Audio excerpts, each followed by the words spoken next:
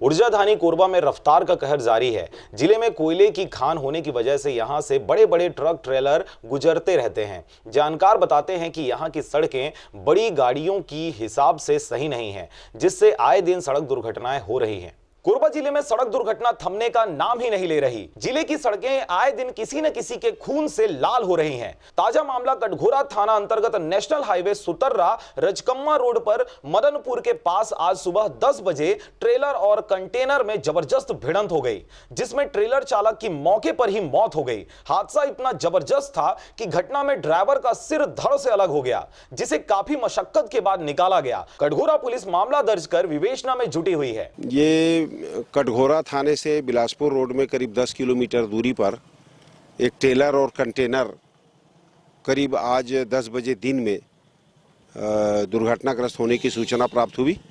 आकर के देखे हैं तो ट्रेलर का जो ड्राइवर है उसकी मृत्यु हो गई है मौके पर, और कंटेनर के ड्राइवर, हेल्पर और इसका हेल्पर ये दो अभी नहीं मिले हैं, फरार हो गए हैं।